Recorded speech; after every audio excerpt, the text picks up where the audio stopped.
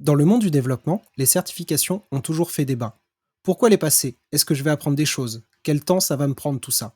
Est-ce que ça fait bien sur mon CV ou au contraire, est-ce qu'on risque de se méfier d'une certification très scolaire et potentiellement éloignée de la vraie vie d'un projet?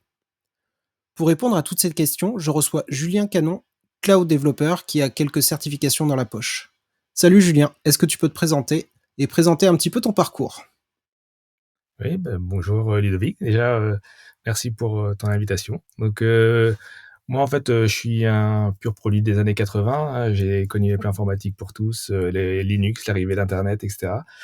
Et j'ai toujours aimé automatiser, coder, etc. Donc, voilà.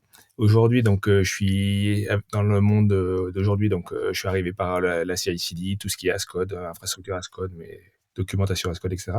Et sur le cloud en particulier, parce que là, donc, on a tout ce qu'on veut as a service, de l'AVM au service manager, etc. Voilà. Donc c'est mon dada, je m'y retrouve. Voilà. J'ai les outils du quotidien, j'aime mes jouets, comme je dis souvent. C'est quoi ton jouet favori en ce moment? Aujourd'hui, en ce moment, Ouais. là, c'est Kubernetes et tout l'écosystème qui est autour. Donc tout, en fait, c'est déjà un gros jouet et dans lequel on installe plein de jouets pour déployer, voilà, tout ce que, en fait, voilà. Moi, j'ai toujours été entre la prod et les devs. Donc voilà, donc je réceptionne beaucoup d'applis sous différentes formes et le but c'est d'assurer la résilience, faire que tout, il y a de l'huile dans les rouages et que tout fonctionne bien. Voilà. Ok. Donc c'est l'outil parfait et voilà, mon Pour jouet qui du tu moment. travailles en ce moment? Là, je travaille chez Sphere aujourd'hui. Quoi. C'est exactement aujourd'hui mon anniversaire, comme on dit là-bas. Un anniversaire. Ça fait Ok. un an que je suis chez eux. Et t'es passé par quel type d'entreprise? Alors, il n'y en a pas eu tellement, mais en fait, j'ai commencé par 2 startups en région parisienne, où j'ai vraiment kiffé, et cetera. Et après, le destin a fait que je suis revenu dans le Nord pour suivre mon épouse, et cetera. J'étais rentré dans un petit groupe et on était une vingtaine et on s'est fait racheter par un grand groupe. Donc là, j'ai eu un grand tunnel de 18 années dans une très grande ESN, mais dans lequel, en fait, bon, c'est bien que ce soit pas mon modèle dans ma tête, etc. J'ai fait mon parcours, j'ai fait mon chemin, j'ai toujours voilà trouvé le management qui me correspondait, voilà. Mais je suis très content de retrouver avec Sphère le modèle que j'ai connu au démarrage, voilà. Ok. Je te pose la question du parcours parce que donc aujourd'hui on est là pour parler de certification. Toi, t'en as plusieurs dans la poche. D'ailleurs, t'en as combien de certifications? Est-ce que tu Là, sais? oui, ça doit approcher la dizaine en ce moment de actives, en fait, Ok. de certifications actives. Est-ce que tu te souviens de ta première certification? Alors, toute première, justement, ça remonte aux premières entreprises et c'est sur BEA WebLogic à l'époque. C'était pas un produit Oracle, c'était le serveur d'application WebLogic. Et Ok. c'est ma. Pourquoi tu l'as passé à l'époque? Alors, à l'époque, c'est plus, c'est le contexte fait que c'est plus à but professionnel, en fait. On était dans une petite boîte qui, pour des raisons X ou Y, ont vendu des licences. On s'est fait repérer par l'éditeur. Et on a très vite fait un partenariat. Et donc, dans le cadre du partenariat, en fait, là, on s'est vraiment retrouvés et on est devenu formateur. Et donc, en fait, l'idée, c'était, du coup, connaître les cours, passer la certification pour avoir le tampon de l'éditeur et pouvoir être trainer. Ok. Donc tu as cité Oracle. À l'époque, c'était quoi pour toi les gros acteurs qui faisaient ce genre de choses? Bah, alors Oracle, mais à l'époque, Oracle pour la partie base de données, c'est Oracle 8 à l'époque. Donc moi, j'ai aussi passé des certifications Oracle. Et donc, il y avait un cursus de 5 certifications. J'en avais passé 3 sur 5, le tuning, l'admin et puis une autre, je sais plus laquelle. Et voilà, et surtout, et après, par contre, WebLogic, je l'ai passé en version 5, version 6, version 7, j'ai pas été jusqu'à version 12 parce qu'après, j'en avais plus besoin professionnellement. Mais c'est celle que j'ai laissé courir, quoi. J'ai renouvelé tout au long de beaucoup de versions. Bon, alors déjà, il y a pas mal de trucs qui sont un peu intrigants là. Tu parles de une certif par version.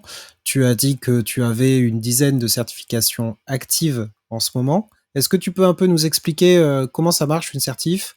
Euh, quel- quel- à ton avis, dans la grande majorité des cas, comment est-ce qu'une certif est créée par un éditeur d'un produit X et pourquoi il le fait et comment il maintient cet écosystème de sa certification? Il y a beaucoup de questions là. Il y a Alors, c'est un les peu cl vague, ouais, alors peut-être. l'éditeur en général, alors la plus grande majorité des certifications, surtout, elles sont sous forme de QCM. En général, c'est un certain nombre de questions à traiter de façon, sur un laps de temps donné.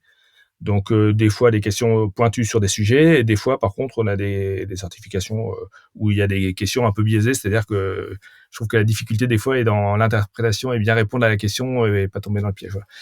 Par contre, il y a, plus récemment, typiquement, j'aime bien celle de la SNCF, qui est la fondation qui gère Kubernetes, où là, on a des certifications. C'est beaucoup plus rare parce que ça demande beaucoup plus d'investissement de la part des éditeurs, mais où c'est les mains dans le cambouis, on a des exercices réels à corriger. Donc, on a toujours des séries de questions, mais les questions nous renvoient sur un environnement sur lequel on nous dit il y a tel problème ou telle problématique, etc.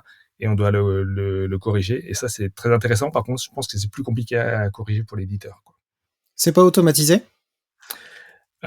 Si les environnements sont automatisés, justement. Mais en fait, c'est pour ça que ça, c'est des choses qu'on peut trouver aujourd'hui qu'on ne trouvait pas à l'époque. Parce qu'aujourd'hui, on peut effectivement à la volée créer un environnement éphémère qui est reproductible pour ce type de choses. Donc c'est bon. Ok. Et la SNCF sont forts là-dedans. Donc sinon, de façon générale, il faut dire que la plupart là, si on prend les certifications cloud d'aujourd'hui, AWS, Azure, GCP, c'est sous forme de QCM. HashiCorp commence à faire des certifs avec des exercices pratiques pour les services. Ils ont les certifications sur site qui sont sous forme de QCM, les certifications professionnelles qui sont sous forme d'exercices. Attends, c'est hyper marrant ce que tu dis. Euh, Comment ça se fait que des Azure, GCP, AWS fassent des QCM pour les certifs et fassent pas de la mise en œuvre de leur infra? Alors, je pense que de un, ils en éprouvent pas le besoin. De deux, en même temps, il y a sur une certif cloud architecte, on va dire, peu importe le clouder, il y a tellement de services. S'il faut commencer à spawner tous les services, etc., je pense que déjà juste démarrer l'environnement serait peut-être compliqué. Ça peut être un critère. Après, je pense que là, ils jouent plus par simplicité. Et par contre, les clouders ont aussi, justement, ils ont un grand catalogue. Donc, en fait, si je prends Google, ils doivent avoir déjà, juste GCP, ils doivent avoir une dizaine de certifications. AWS, une dizaine aussi. Azure aussi. En fait, donc, il y a tellement de domaines. Je pense que maintenir un cours à jour, parce que c'est un environnement qui évolue aussi dans le temps, les certifications, régulièrement, les jeux de questions sont remis à la page, au goût du jour. On le ressent quand on renouvelle les certifications.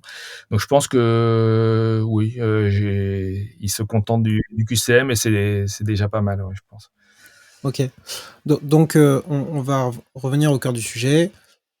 La, la certification, ce que tu expliques, c'est que euh, comme le produit évolue dans le temps, ça demande un effort de la part de l'éditeur de maintenir une certification qui soit valable pour la personne, que à chaque fois que tu passes ta certification, elle va être différente, qu'elle reste active pendant combien de temps en général? C'est toujours un an? Non, c'est en général, la grande majorité, c'est 2 ans. Il y a des certifications qui duraient 3 ans. AWS dure 3 ans, par exemple. Donc moi, c'est pratique parce que voilà, j'ai besoin de la renouveler moins souvent. Euh, euh, la CNCF et HashiCorp, par exemple, c'était 3 ans, ils sont revenus à 2 ans. Donc je pense que le standard, c'est 2 ans. Ok. Et, et voilà. Et quelques-uns restent sur 3 ans. Mais je connais pas de certifs qui sont 1 an, en fait. En général, on est au moins parti pour 2 ans et Et ça a ponctuellement. toujours été le cas quand tu passais tes certifs Oracle, c'était un peu le même principe? Ouais. Pour moi, c'était 2 ans aussi à l'époque. Ouais. Ok. Pourquoi? Alors à l'époque, tu disais aussi, dans un contexte professionnel, vous étiez déjà intégrateur de solutions techniques. Vous aviez été repéré par par les éditeurs des solutions que vous intégriez. Donc, ils disaient, C'est bah, ça. autant vous mettre le tampon de, on est d'accord pour que vous le fassiez et vous êtes expert de notre chose. Et c'est pour ça que vous aviez passé les certifs. C'est ça? C'est ça. Exactement. Ok. Aujourd'hui, c'est quoi la démarche pour un GCP, AWS ou tout ça de fournir des certifs? C'est quoi Pour l'éditeur, pourquoi ouais, pour l'éditeur. en fait, c'est important pour eux de fédérer en fait, une communauté d'experts au niveau un peu partout sur le globe. pour les aider parce que eux-mêmes alors après depuis ils ont ouvert des filiales un peu partout, y compris des fois en région, mais ils ont pas la force de frappe eux seuls pour gérer tous les comptes clients, etc. Donc ils ont besoin de relais. Et donc, soit des freelances, des autonomes, soit des ESN, où en fait, ils ont besoin d'experts un peu partout de différents horizons, qui connaissent qui connaissent bien les produits et qui peuvent venir soit en apporteur d'affaires, soit pour traiter les différents, voilà. Et ou même les clients finaux, hein, on a des gens qui se certifient chez les clients finaux aussi, ça arrive OK. aussi. Est-ce que ça vous donne accès à une communication privilégiée avec le cloud provider? Je sais pas, sur, les nouveaux produits qui sortent, sur, le fait qu'ils maintiennent la documentation à jour, spécifiquement. Ils vous poussent les changelogs, par exemple, parce que c'est important. Si vous êtes certifié, que vous soyez au courant des dernières modifs ou pas particulièrement? Alors là, je dirais sur ce canal-là, moi j'ai plus en général, il y a des moments où j'ai accès à plus de canaux, mais c'est plus en général, là dans les partenariats avec les éditeurs et auquel cas, typiquement, je prends Google, en fait, il y a une plateforme Skill Boost qui existe pour Google et il y a la version partner qui contient encore plus de choses et encore plus de alors donc déjà Skill Boost donne déjà pas mal de choses en termes de e-learning et cetera et d'infos et la partie, partner, apporte plus de contenu, des fois des choses qui sont sous NDA et cetera. Donc c'est parce que c'est dans le cadre du partenariat. Avec Heu Sphere, donc en l'occurrence, avec ton employeur.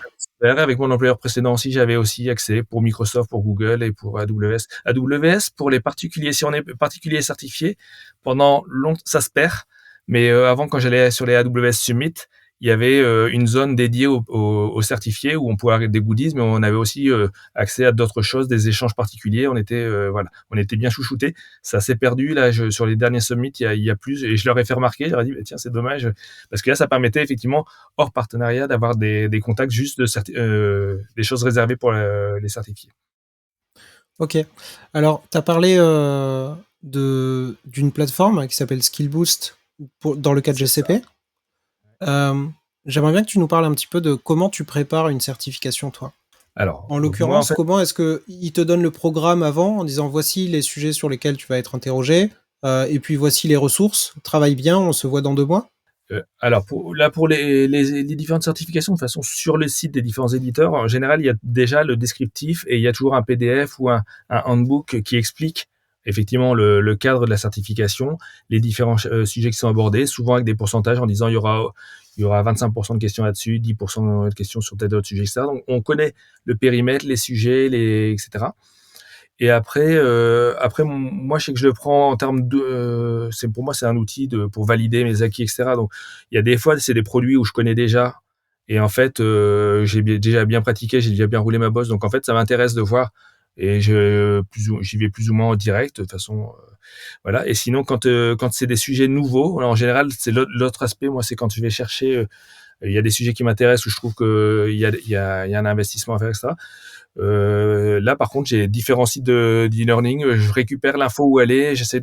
Donc je sais pas si après, je peux en citer plusieurs, donc comme ça, il n'y a pas de problème. Mais entre Wizlab, Udemy, il y a CodeCloud, il y a différentes plateformes où en fait, je trouve en fait des supports et de quoi travailler le sujet en fait, apprendre.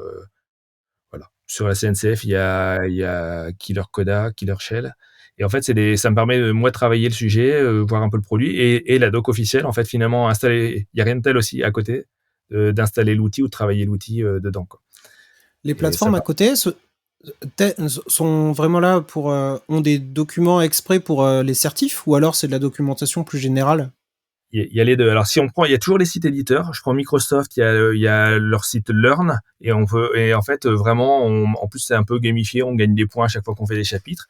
Je disais Google, ils ont leur plateforme Skill Boost. AWS, je sais pas. AWS, j'ai toujours fait en dehors. J'ai déjà fait sur du Cloud Academy, sur Udemy, en fait, on trouve. Alors, voilà, souvent moi je reviens en général Udemy, c'est quelque chose sur lequel j'arrive régulièrement parce qu'il y a toujours des promos. Il y a le côté du coût aussi, hein, parce que quand c'est fait à titre personnel, bah, du coup faut regarder où trouver. Donc il y a des fois c'est gratuit, mais en général voilà, il y a un ticket d'entrée. Donc tant qu'à faire, c'est de trouver le bon ticket. Il y en a d'autres qui marchent par abonnement, ouais, il y a un peu de tout. Mais les sites Microsoft, par exemple, on a du e-learning pour les différentes certifications et c'est gratuit. Donc, tu me dis, si tu sens que que tu connais bien le sujet, tu n'investis pas beaucoup de temps. Sinon, tu t'investis quand même un petit peu pour aller creuser parce que ça t'intéresse et t'y vas. Ça te demande pas mal de soirées, je sais pas, c'est quantifiable. Tu l'as déjà quantifié?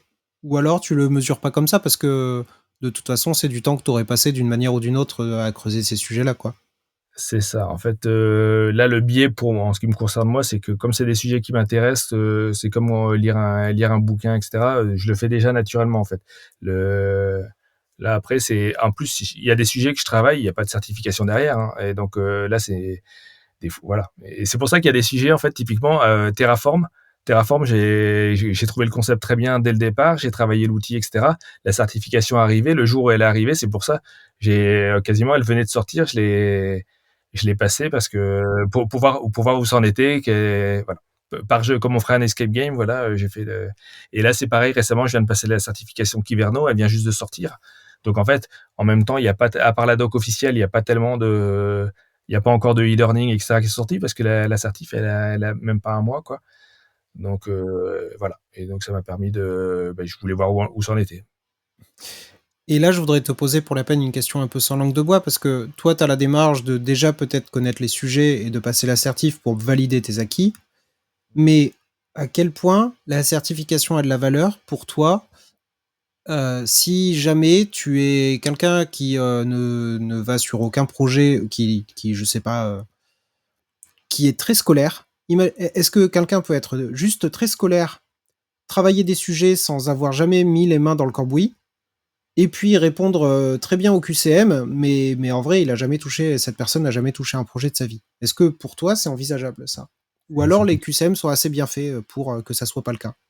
Alors là, ça c'est le point négatif. Après, je pense que je sais pas après du coup à quel point la certification est pas galvaudée, mais si quelqu'un qui même à la rigueur quelqu'un qui connaît pas l'outil et qui a une bonne mémoire, en fait, par le jeu de test, en apprenant alors souvent là typiquement, c'est, Exam Topic où en fait on trouve facilement des DOM, mais Exam Topic c'est typiquement le truc, on trouve des DOM de tout. Il y a aussi beaucoup de fautes, vaut mieux regarder dans les commentaires les gens qui corrigent. Mais effectivement, en bachotant, c'est sûr qu'en faisant du slide, des QCM, et si on a un peu de mémoire, on peut mémoriser, pas connaître du tout l'outil. Et puis, oui, ça c'est faisable, ouais. Ok, donc Euh, les certifs ont quand même leurs limites. Pour toi, c'est un outil de validation d'acquis. c'est ça, c'est ça. En fait, ouais. Moi, vraiment, en fait, pour moi, c'est comme ça. C'est-à-dire que typiquement, les sujets que dans ma société précédente, du cloud privé, puis après, je suis arrivé sur le cloud public. En fait, j'avais pas tellement, c'était pas dans le scope de l'entreprise. Donc, j'ai fait pour moi et ça m'a vraiment, c'est comme voilà, comme la validation des acquis. Je m'étais dit, pour voir où j'en suis. Et là, ma démarche à ce moment-là, c'était de m'ouvrir, de pot- potentiellement pouvoir. J'avais pas du coup l'expérience, à part mon expérience personnelle, j'avais pas d'expérience professionnelle. Ça me permettait d'obtenir d'orienter pour essayer de décrocher les missions dans le domaine. Ça, c'est ça. Chez les trois cloud providers que tu connais, quelles sont les certifications les plus sérieuses pour toi? Euh, alors Tu sur les peux. trois, non mais elles sont sérieuses. Après moi j'ai les premières pour l'ouvrir. À chaque fois, j'ai commencé par les certifs architecture et elles sont déjà d'un bon niveau, quoi. Elles sont sérieuses, oui. Et Ok. je pense que il faut s'accrocher quelqu'un qui veut apprendre les questions par cœur, comme on venait de l'évoquer. Bah voilà, là il faut vraiment, je pense qu'à mon avis, il faut quand même tremper un peu dans le milieu parce que typiquement, alors là, voilà, la certif AWS Archi professionnelle ou la Google Archi, en fait, dedans il y a même en fait, parce qu'on est sur de l'architecture et on a je sais plus le mot, c'est pas des use cases, en fait, on a des exemples d'entreprises avec des exemples de là et en fait on doit pouvoir être capable de préconiser en fait les bons choix architecturaux à faire, etc. Et là oui, en fait quelqu'un qui a pas fait un peu d'architecture, il y arrivera pas de toute façon. C'est plus que du cloud, voilà. Là c'est casquette archi. Après ouais, non, mais je pense que de façon générale, ouais, les certifications, que ce soit après il y a des orientés développeurs, orientés après network, BDD, etc. En fait, network, si on n'a pas un minimum de culture réseau, Ça c'est passe quand même pas. c'est quand même chaud, ouais. Non, je pense que Et chez les 3, ma question à la base, c'était est-ce que, je sais pas, il y a les certifs GCP sont un peu plus durs que les certifs AWS ou, tu vois, un avis sur moi, je pense qu'elles sont équivalente. elles sont équivalentes, ouais. Ouais, ouais. Est-ce que tu peux nous expliquer un peu comment ça se déroule à l'époque parce que tu l'as fait de chez toi ou tu dois aller sur site? Alors, en fait, ça change en fonction. Là, typiquement, les gros clouders, en général, j'ai fait en centre parce qu'elles sont accessibles qu'en centre. Et typiquement, la CNCF, HashiCorp. Et aujourd'hui, je pense que c'est parce que ça va être le ticket d'entrée. Ils le font que en online, donc avec un proctor. Donc, on peut le faire de chez soi. Mais il faut une bonne liaison déjà et il faut un environnement propre. Faut pas d'affiches, faut pas de livres, faut pas de, etc. Et donc en général, je préfère me mettre dans mon entreprise, demander une salle de réunion clean et pour gagner, parce que sinon, moi, j'en ai fait un chez moi, et en fait, mais même à Radio Réveil, en fait, ils sont vraiment tatillons sur tout. Faut filmer en dessous du bureau, partout. Et voilà. Donc j'en ai fait quoi, 4 ou 5 chez moi. Et après, j'ai dit bon bah ça maintenant, je me mets toujours en salle de réunion dans une entreprise avec une salle blanche où comme ça, voilà.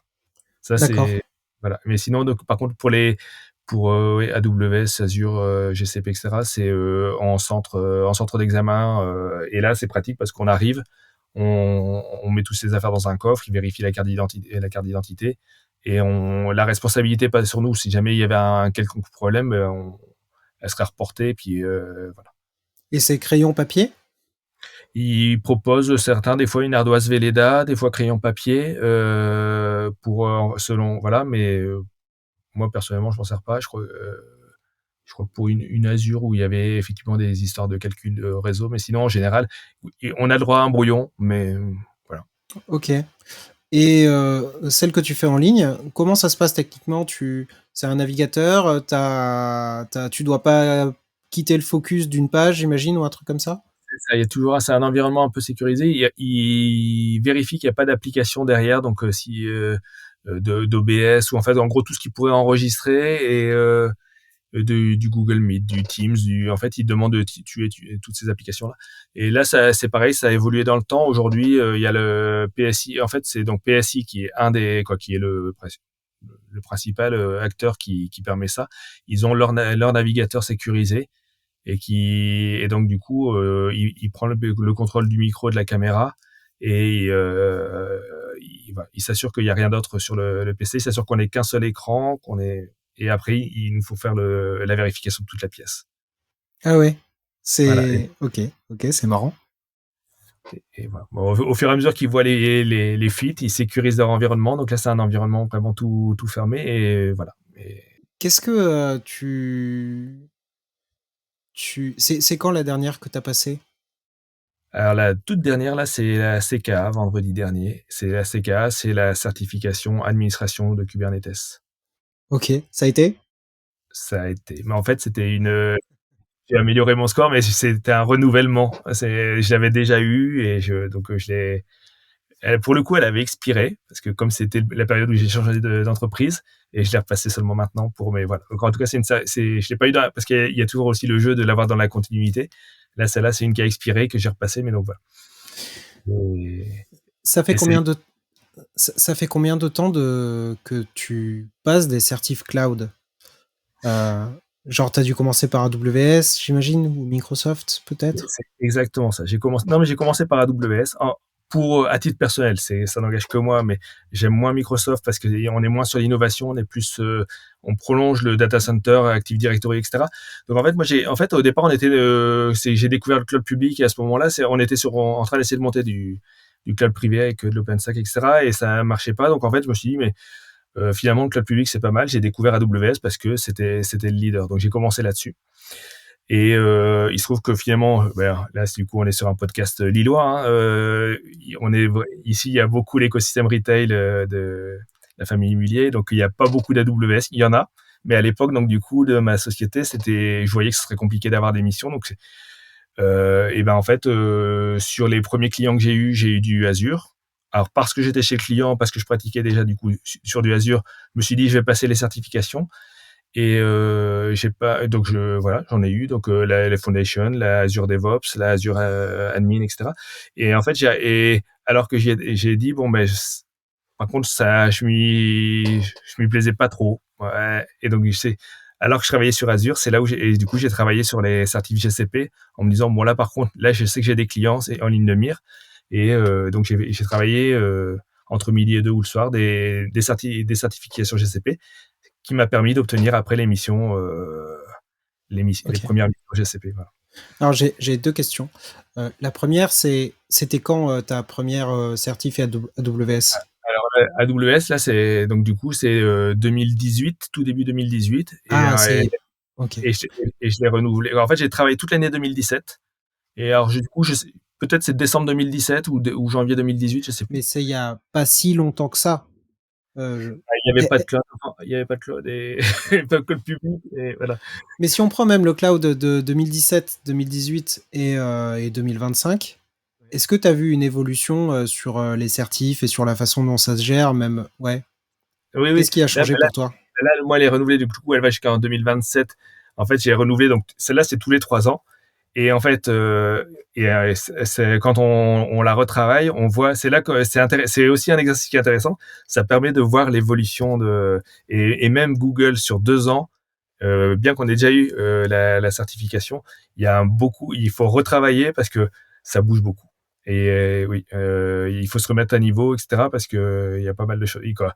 Le fond change pas, mais en tout cas, les questions, ils font ça bien. C'est que les questions portent sur les trucs les plus récents, parce que comme ils essayent ils se tirent un peu la bourre et ils essayent d'avoir des trucs discriminants. On travaille aussi sur les parties les plus modernes et les plus intéressantes pour pouvoir après utiliser les bons outils chez le client, quoi. Donc en fait, C'est sur le renouvellement, ça c'est sûr on retravaille pas, on repart pas de zéro. On connaît bien l'outil. Par contre, si on y va les yeux fermés en disant, moi je l'ai eu il y a 2 ans, j'y retourne, on peut avoir des surprises. Il y a quand même toujours mais des questions nouvelles. c'est presque décevant, quand tu dis: «Le fond change pas». Il y a pas un J'allais te demander, il y a pas un changement, je sais pas, de paradigme, chez les cloud providers ou tu pas vu un ça veut dire quoi? Ça veut dire que les fondations, elles sont là et la logique, elle est là et que finalement, ils rajoutent plein de services par-dessus et c'est ça qui bouge? Ou alors il y a une vraie évolution globale pour que le cloud s'insère dans les entreprises? Est-ce que est-ce que pour toi, il y a une vraie philosophie qui a changé ces, 7 dernières années dans l'approche des clouds? Ben, de fait, hein, mais le produit, parce que en fait, on arrive toujours sur les services à valeur ajoutée. Là, pour l'instant, les dernières, on parle pas d'IA parce que maintenant avec Gemini, etc., ils commencent à distiller l'IA un peu partout. Mais là, en fait, au départ, on parlait de réseau, IaaS, pour démarrer les VM, etc. Et à la marge, il y avait quelques services managés, genre sur AWS, RDS, etc.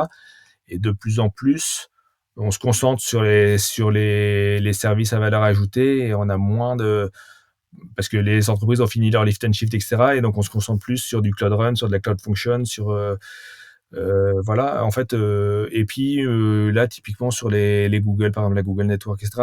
Il y a on travaille plus sur la partie sécurité. En fait, au début de simples security group, etc. Aujourd'hui, il y a beaucoup, beaucoup de leviers pour en cloud armor, etc. Quand on arrive, les autres outils sont toujours là, mais en fait, effectivement, la fenêtre se cale toujours sur les outils les plus récents et qui répondent en fait aux nouveaux besoins. En fait, Il y a une maturité qui est arrivée, quoi. Une les, les- maturité les- dans l'usage, ouais. C'est ça. De façon générale, leurs outils sont toujours tirés par les besoins des utilisateurs, quoi, des clients. Ils implémentent les nouvelles fonctionnalités et en fait, ça en découle à la fois dans la doc et puis du coup, on a beaucoup de questions sur les outils plus récents, plus modernes et qui vont faire gagner qui sont censés faire gagner plus de temps aux clients. OK. Alors, depuis tout à l'heure, les personnes qui écoutent, doivent se dire, «Il est bien gentil Julien, mais qui c'est qui les paye toutes ces certifs? Et combien ça coûte?» Alors, en fait, Là après, ouais, côté Kubernetes, ça augmente un peu, mais en général, le ticket d'entrée, c'est à peu près 200 €. Pas Et moi, plus? bah, Google, AWS, c'est ça. Et par contre, et après, par contre, bah, là, typiquement, Kubernetes, ils étaient à 300 et là, ils sont plutôt passés à 400.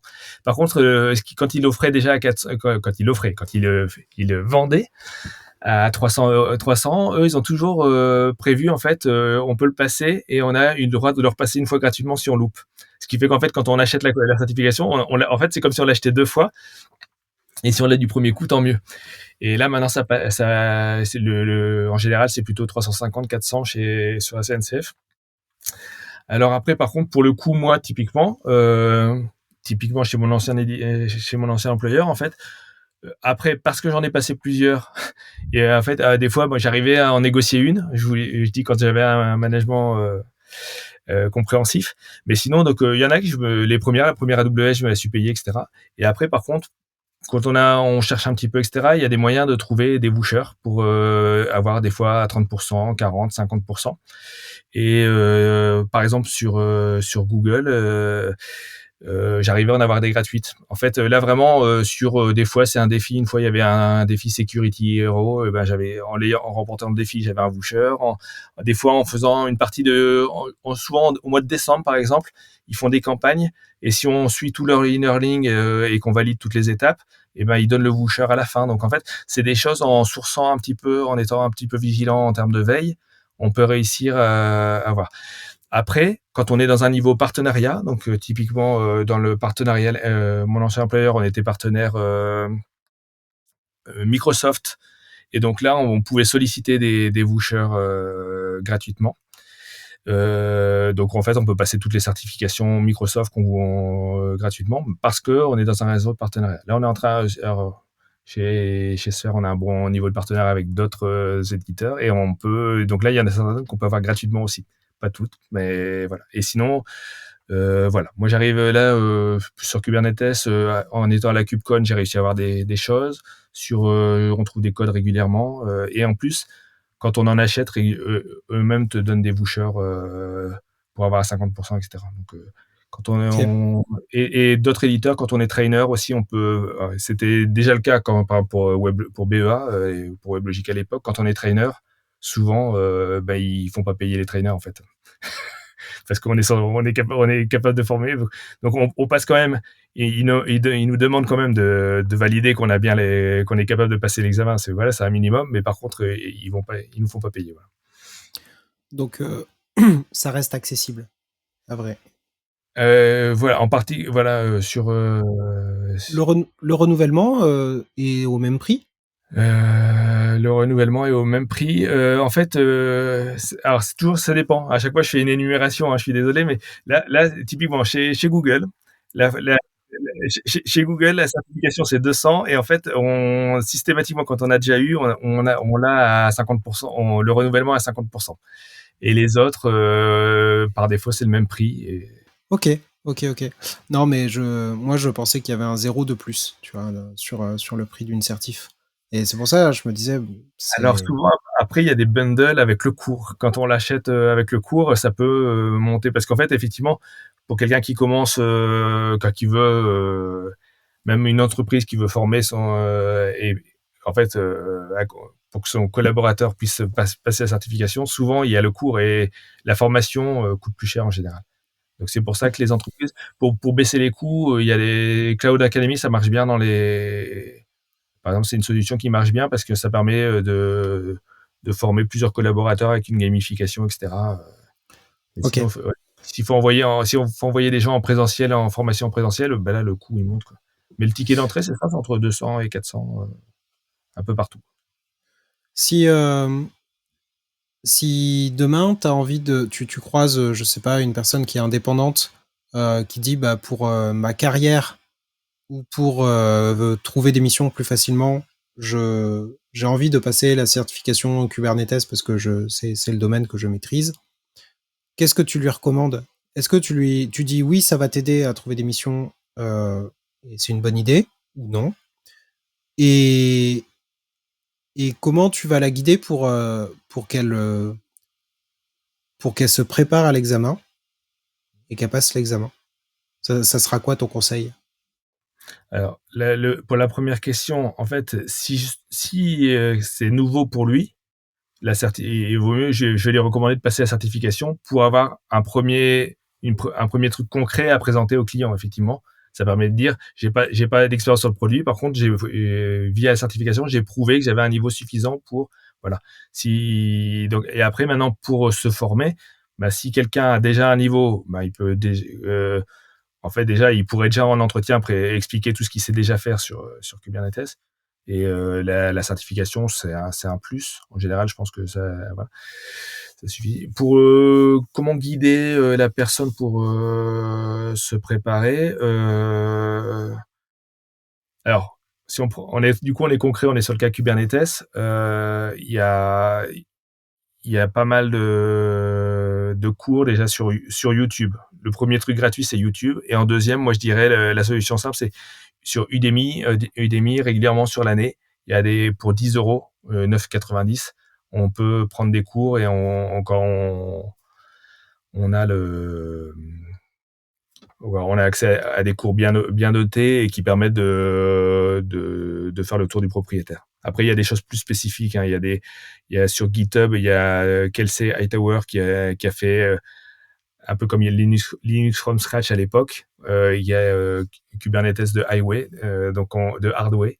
On construit comme une boîte de Lego, on construit son propre Kubernetes. Et là, c'est Denis Germain qui a fait un talk aussi dessus, qui permet d'apprendre. Là, on est sous le capot et on monte son propre Kubernetes, donc on a la complétude du problème. Et là, c'est une autre façon d'apprendre, plus ludique que de suivre des vidéos et faire des exemples.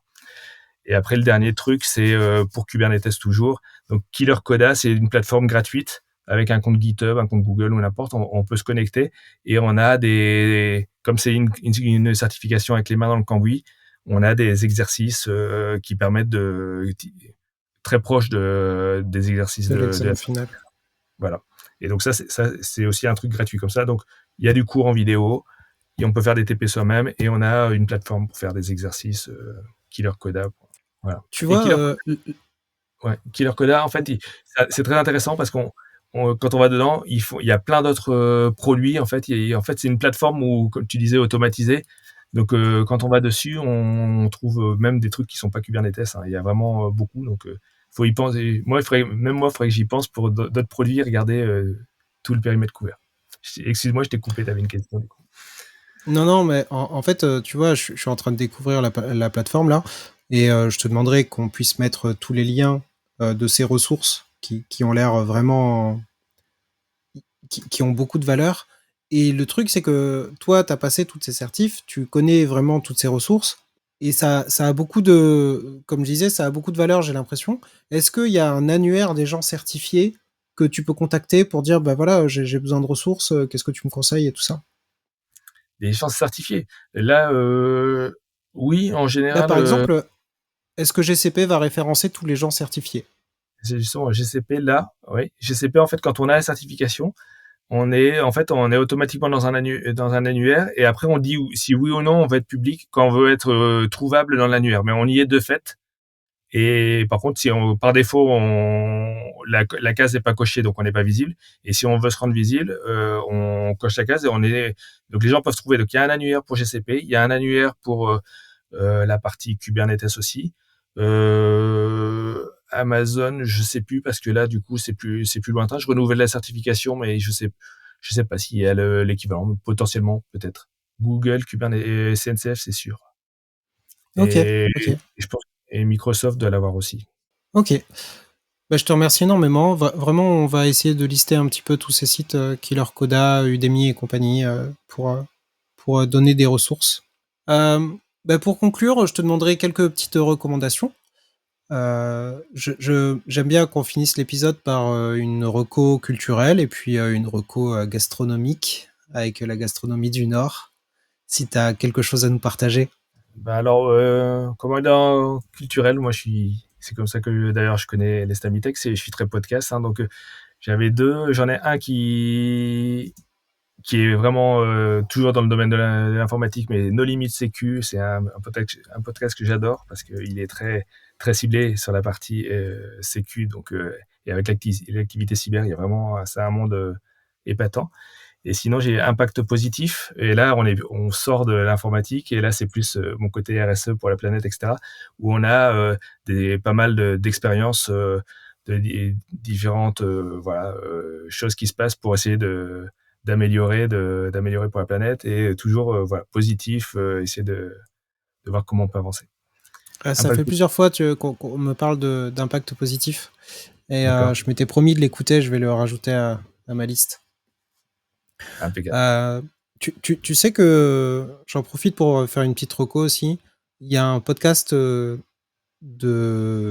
Lillois qui est fait par quelqu'un de la French Tech du Nord qui s'appelle Tokate et qui partage qui invite des entrepreneurs d'entreprises à impact dans le Nord. Donc D'accord. c'est Tocate.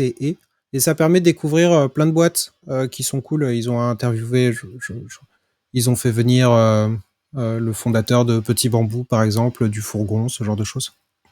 Ok. Et ben, c'est moi Et qui vais le là. Merci. Tocate, c'est cool. Je remettrai le lien. C'est vraiment chouette ce qu'elle fait. Je ne me souviens plus de son nom. Mais les interviews sont vraiment qualitatives. Merci. Et un petit test à miner? Alors, en fait, mon préféré est déjà, c'est la taverne du Petit Wascal, mais tu l'as déjà dans ta collection. Alors, du C'est pas coup, grave, je rajoute les noms à chaque fois, tu vois. voilà, j'ai le droit on a le droit de. Mais du coup, j'avais prévu un autre, c'est la caverne d'Hippolyte à l'Équin. Et la cave d'Hippolyte. La taverne, c'est un mélange de cave et taverne. Cave d'Hippolyte à l'Équin. Ça marche, merci beaucoup. Ben de rien. Ben écoute, vraiment merci Julien. Je suis assez curieux moi, vraiment de tout cet univers. Ça me demande, ça me donne l'envie de creuser un petit peu et de voir ce qu'on pourrait faire. Ça m'a l'air très vaste. Quand on est en PME des fois et qu'on a la tête dans le guidon dans son propre produit, on oublie qu'il y a tout cet univers de l'édition et pourtant. Euh, Au moins, c'est comme préparer. J'ai l'impression que c'est comme préparer une conférence. On en a parlé pas mal de fois sur ce podcast. C'est pas tant l'arrivée qui est intéressante que le chemin, quoi. De soit de se créer son expertise sur un sujet, quoi. Voilà. Moi, ça permet de mettre des tampons régulièrement sur le parcours que je fais de façon générale, en fait. Et ben c'est vraiment impressionnant. Merci beaucoup, Julien. Je vous Ben, souhaite merci à une toi. bonne soirée à tous. N'hésitez pas à partager l'épisode et puis à nous faire un petit coucou ou nous proposer des sujets aussi. Ça serait vraiment cool. À bientôt. À bientôt. Bonne soirée. Merci.